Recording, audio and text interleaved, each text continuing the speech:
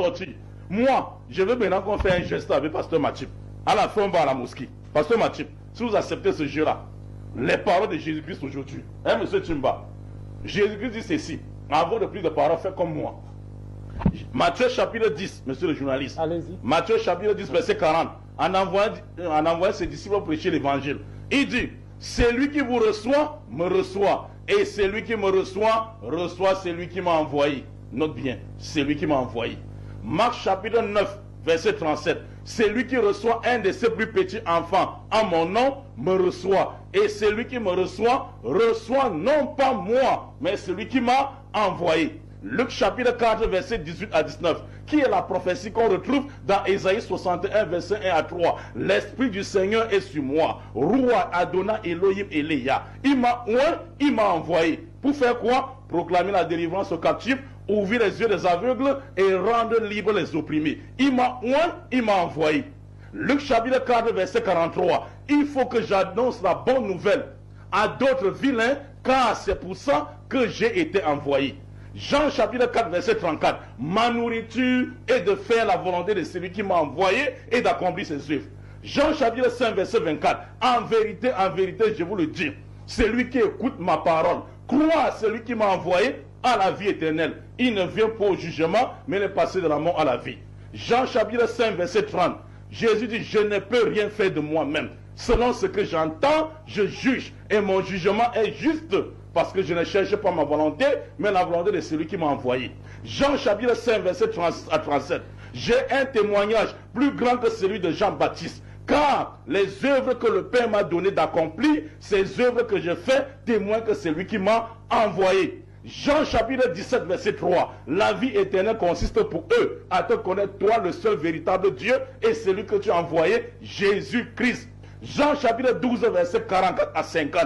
Jésus-Christ dit ceci.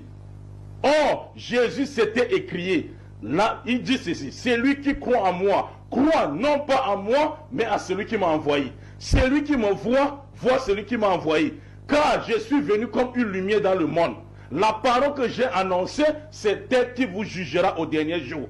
Car je ne peux parler de moi-même. Mais le Père, en d'autres termes, Dieu qui m'a envoyé, m'a prescrit lui-même ce que je dois dire et annoncer.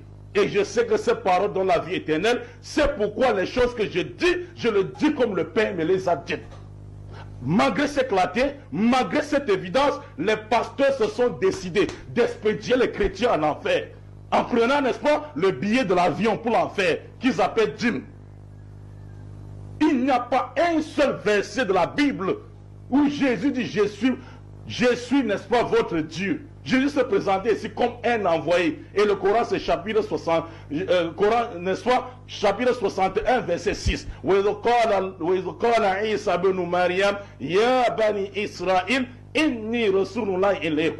Ô enfants d'Israël, je suis le messager d'Allah envoyé à vous. Jésus, n'est-ce pas, dit, je suis un envoyé. Les chrétiens disent, tu mens. Dieu ne t'a pas envoyé. On te force à devenir notre Dieu. C'est pour ça que les pasteurs ont fui les débats. Mais pasteur Mathieu en a été résistant. Tu résistes sur quoi? Et il vient aujourd'hui. Qu'est-ce qu'il dit? Il dit, Jésus est omniscient, omnipotent. Si quelqu'un n'est pas, bon, excusez-moi le terme, loufoque. Comment tu peux dire que Dieu, n'est-ce pas, hein? Dieu, l'Ancien Testament, il ne change pas. Son omniscience ne change pas. Vous êtes d'accord avec moi? Que l'omniscience de Dieu ne change pas, pasteur Mathieu. Parce que maintenant, là, c'est chaos. On va à la mosquée maintenant. Son omniscience ne change pas. Dieu dit ceci à Jérémie. Vous avez dit que Jésus est omniscient, non? On va voir. Jérémie, chapitre 23, verset 23 à 24. Dieu dit à Jérémie, Aramiaou, dans l'islam, Jérémie, ne sois pas l'éternel. Est-ce que je ne suis pas l'éternel de près et de loin? Quelqu'un se tiendra-t-il sur un endroit caché sans que je ne l'aperçoive? C'est-à-dire, Dieu est omniscient, omniprésent. Mais ton Jésus, que Dieu qu'il a ces qualités de Dieu, de l'éternel de Jérémie. Jean chapitre 11, verset 33 à 42. Son ami Lazare était mort. L'ami de Jésus était mort. On est venu dire à Jésus que ton ami Lazare est mort. Jésus est arrivé. La première question au verset 33 à 34. Où l'avez-vous enterré? Pasteur Mathieu, est-ce que le Créateur peut se renseigner à une créature? On avait enterré une autre créature. Puisque tu as dit que Jésus était omniscient, il devait savoir où se trouve Lazare. Mais il dit, où l'avez-vous enterré? On dit, maître, viens et vois. Et le verset 35 dit, Jésus pleura. C'est-à-dire, Dieu pleure quoi? Selon pasteur Mathieu. Dieu pleure, pasteur Mathieu. Non, c'est nous qui allons pleurer là-bas. Dieu ne pleure pas. Avant de ressusciter Lazare, regardez un peu l'égarement. Verset 42 à 43. Donc, Jésus leva les yeux au ciel. Il dit, Père, je te rends grâce de ce que tu m'as exaucé. Car pour moi, je savais que tu m'exauces toujours. Mais si j'ai parlé ainsi, c'est à cause de la foule qui m'entoure, afin qu'elle sache, c'est toi qui m'as envoyé. Le pasteur dit, Jésus, tu mens. Dieu t'envoie pourquoi? C'est toi qui es notre Dieu. On t'arrête pour devenir notre Dieu. Le garement est évident. Et pour conclure, il dit, Mohammed est dans la tombe. Et Jésus est allé au ciel. Ça fait des années que je dis ça, pasteur. Quand vous affirmez ça, vous êtes en train de dire que vous aimez Mohammed plus que Jésus. Parce que depuis que les pasteurs qui croient à la divinité de Jésus-Christ meurent, ils ne sont jamais allés trouver Jésus au ciel. Tous retrouvent Mohammed dans la tombe.